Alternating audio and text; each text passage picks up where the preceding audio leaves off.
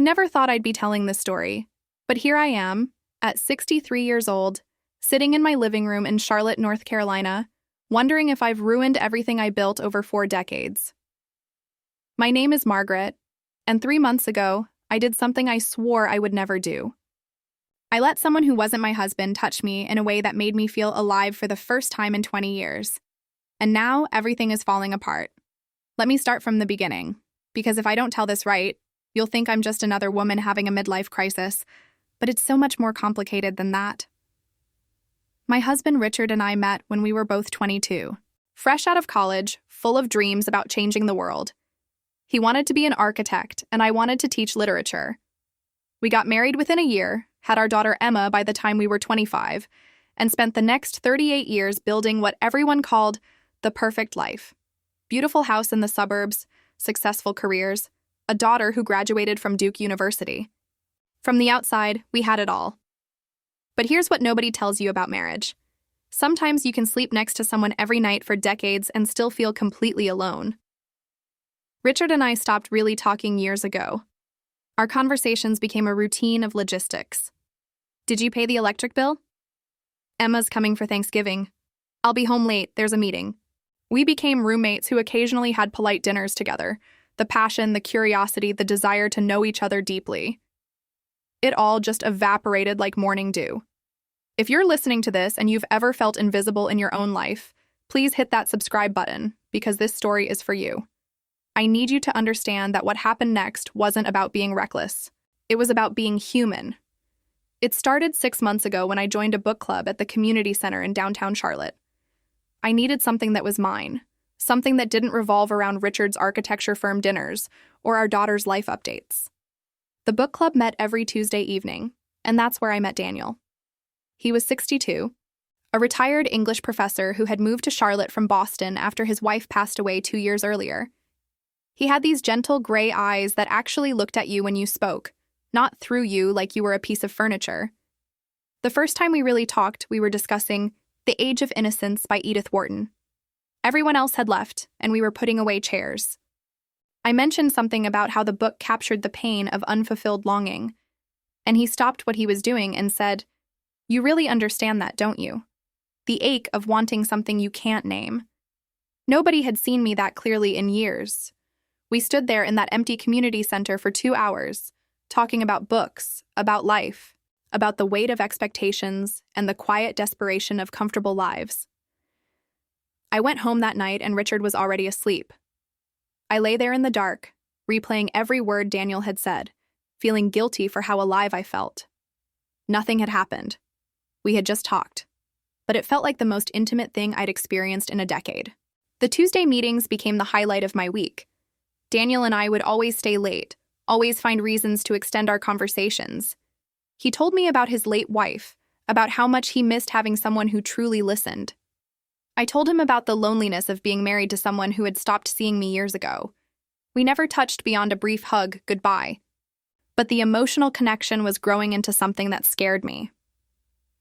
Before I continue, if you're finding this story relatable, make sure you're subscribed, because what happens next gets even more complicated.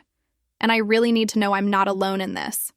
One Tuesday about 4 months ago, Daniel asked if I wanted to grab dinner after book club instead of just talking in the parking lot. I knew I should say no.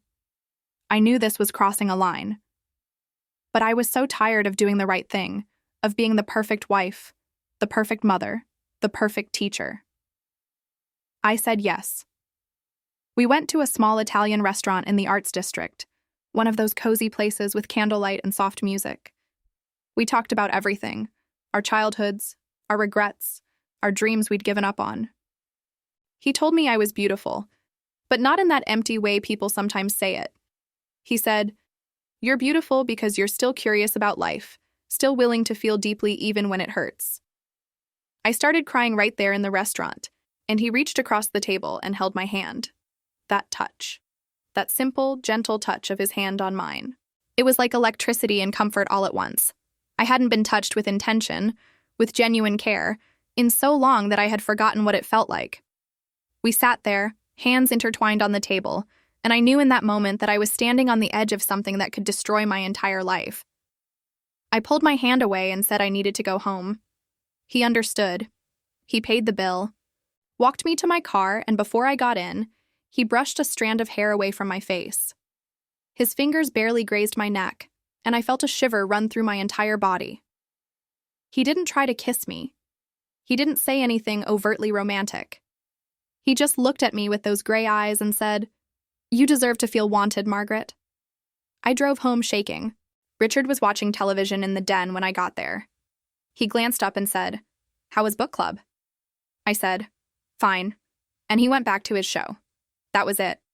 No curiosity about my evening, no interest in my life. I went upstairs, took a long shower, and cried until the water ran cold. For those of you still listening, thank you. Please subscribe, because I need your perspective on what happened next, and I promise you it's going to shock you. The next week, I told Richard I was going to book club, but I met Daniel at his apartment instead. I told myself we would just talk, that I just needed one evening of feeling seen and heard, but I knew deep down that I was lying to myself. When he opened the door, he was wearing a blue sweater that matched his eyes, and he had jazz music playing softly in the background. He had made dinner, nothing fancy, just pasta and salad, but he had remembered I mentioned loving fresh basil. We ate and talked for hours. He told me about his marriage, how toward the end, his wife had become so focused on her illness that they had stopped being partners and became caregiver and patient. He said he understood the guilt of wanting something more, even when you love someone. I told him about Richard, about how we had grown so far apart that I sometimes wondered if we had ever really known each other at all. After dinner, we moved to the couch. We were talking about a poem by Mary Oliver, and he recited it from memory. "You do not have to be good. You do not have to walk on your knees for 100 miles through the desert, repenting. You only have to let the soft animal of your body love what it loves." When he finished, he looked at me with such tenderness that I felt like I might shatter. I leaned toward him, and he met me halfway. Our first kiss was gentle, exploratory, full of decades of loneliness and hope. I won't describe everything that happened that night because that's not what this story is about. But I will tell you this. For the first time in 20 years, I felt desired. Not needed, not depended upon, but genuinely wanted for who I was. It was beautiful and terrible all at once. If you're judging me right now, I understand. Hit that subscribe button anyway because I'm about to tell you how everything fell apart, and I need you to help me figure out what to do. I started seeing Daniel twice a week. I would tell Richard I had evening meetings at school or book club events. The lying became easier than I ever imagined it would. I kept waiting to feel consumed by guilt, but mostly I felt alive. Daniel and I would meet at his apartment, and we would talk and laugh and hold each other like teenagers discovering love for the first time. He made me feel beautiful, intelligent, seen. I started dressing differently, smiling more, carrying myself with a confidence I hadn't felt in years. Richard noticed. One evening, about 6 weeks into my affair, he looked at me across the dinner table and said, "You seem different. Happy." For a moment, I thought about telling him everything, about confessing that I had found with another man what we had lost decades ago. But instead, I just smiled and said, "I've been exercising more. Feeling good." He nodded and went back to his phone. That moment broke something in me. Even when he noticed a change in me, even when he commented on my happiness, he didn't care enough to dig deeper. He didn't ask what was making me happy or try to be part of it. He just accepted my surface-level explanation and moved on. That's when I realized our marriage had been over for years. We had just been too comfortable or too scared to admit it. Please make sure you're subscribed, because the next part of this story involves my daughter and it gets incredibly messy. 3 weeks ago, Emma came home for a weekend visit from Atlanta, where she works as a lawyer. She's 37, married, and just found out she's pregnant with her first child. She was glowing with excitement, and I was genuinely happy for her. We went out for brunch, just the two of us, at her favorite cafe in Myers Park. Halfway through our meal, she looked at me with this serious expression and said, "Mom, are you having an affair?" I nearly choked on my coffee. I asked her what would make her think that, and she said, "You're different. You smile at your phone. You're gone more often. And Dad seems completely oblivious, which is typical." She wasn't angry. She was concerned. She took my hand and said, "Mom, if you're unhappy, you need to tell Dad. But don't do this. Don't become the person who sneaks around and lies. That's not who you are." I wanted to tell her that I didn't recognize who I was anymore, that I had spent 40 years being exactly who everyone needed me to be, and for once I was doing something that made me feel alive. But instead, I just squeezed her hand and said, "I'm fine, sweetheart, I promise." She looked at me like she didn't believe me, but she didn't push further. That night, I told Daniel we needed to stop, that my daughter suspected something and I couldn't risk destroying her respect for me, especially now that she was about to become a mother herself. He was heartbroken, but understanding. He said he had known from the beginning that what we had couldn't last forever, but that he didn't regret a single moment. We held each other for a long time, and then I left his apartment knowing I would never go back. For those of you who think that's the end of the story, stay with me. Subscribe to this channel because what happened next is the real crisis, and I desperately need your advice. 2 weeks ago, Richard came home early from work. I was in the kitchen making dinner, and he walked in with this strange expression on his face. He sat down at the table and said, "Margaret, we need to talk." My heart stopped.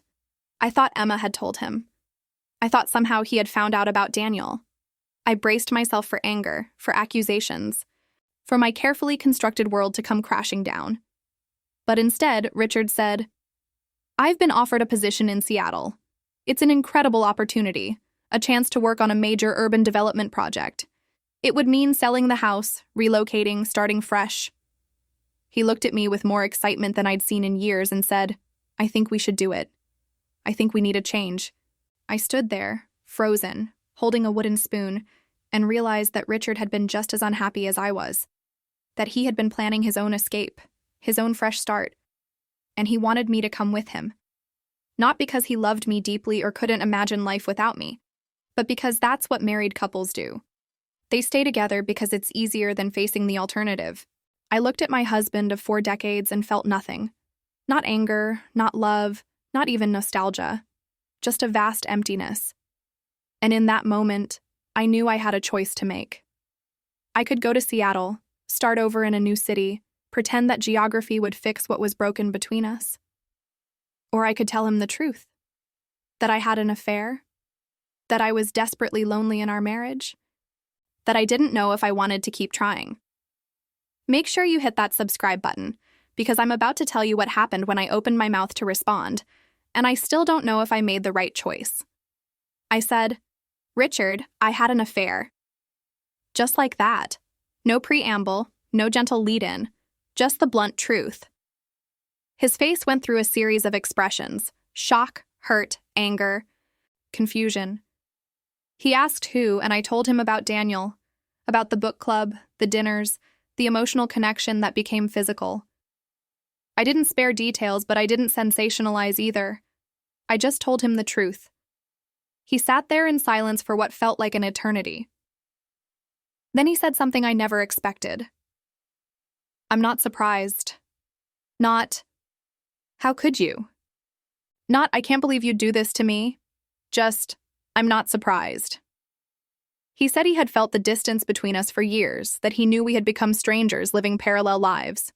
He said the Seattle job was partly about the opportunity, but mostly about hoping that something, anything, would bring back what we once had. We stayed up all night talking, really talking, for the first time in years. We cried. We admitted things we'd been afraid to say. Richard confessed that he had felt inadequate as a husband, that he threw himself into work because it was easier than facing our dying marriage. I confessed that I had felt invisible, like I existed only to support everyone else's dreams while mine withered away. By sunrise, we were exhausted and wrung out. But we were honest with each other in a way we hadn't been in decades. And then Richard asked the question that's been haunting me ever since. "Do you want to save this marriage?" Subscribe to this channel, please, because I need you to help me answer that question. Here's where I am now. Richard has asked for time to process everything. He's moved into our guest room temporarily. He told Emma what happened, and she's devastated but trying to be supportive of both of us. She asked me how I could do this to our family, to her father, especially now when she's about to have a baby and needs us to be stable grandparents. Daniel has texted me a few times, asking if I'm okay, but I haven't responded. I don't know what to say. That the brief time we had together was beautiful, but ultimately just a symptom of a much larger problem? That I don't regret it, even though it's torn my family apart? Richard says he wants to try counseling, that he's willing to move past the affair if I'm willing to truly commit to rebuilding our marriage. He says the Seattle job is still on the table, that it could be a fresh start for both of us. But he needs to know that I'm all in, that I'm not just going through the motions because it's comfortable or because I'm afraid of being alone. And here's the truth I'm struggling with. I don't know if I can go back. Not because of Daniel, but because I've tasted what it feels like to be truly seen and desired, to have conversations that matter, to feel passion and connection. Can I go back to a marriage that was dying long before I ever met Daniel? Can I rebuild something with a foundation that was already cracked? But then I think about my daughter, about the grandchild I'm about to meet, about the life Richard and I built together, even if it wasn't perfect. I think about 40 years of history, of memories both good and bad, of a partnership that once meant everything to me. Do I throw that all away because I had a few months of feeling alive? Please subscribe and leave a comment, because I'm asking you, what would you do in my place? Would you go to counseling, move to Seattle, try to rebuild a marriage that's been broken for years? Would you start over at 63, face your daughter's disappointment, blow up your entire life for a chance at genuine happiness? Or is that happiness even possible after betraying someone who trusted you for 4 decades? I don't have the answer.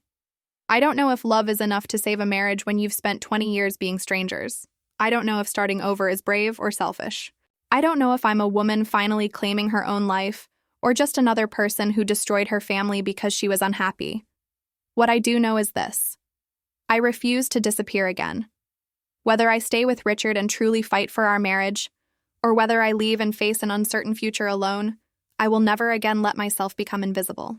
I will never again settle for a life where I'm just going through the motions. So I'm asking you, everyone listening to this, what would you do? Have you ever felt so lonely in a relationship that someone else's attention felt like water in a desert? Have you ever had to choose between honoring your commitments and honoring yourself? How do you make a decision when every option feels both right and wrong? Subscribe to this channel, leave your thoughts in the comments, and share this story with anyone who might understand what I'm going through.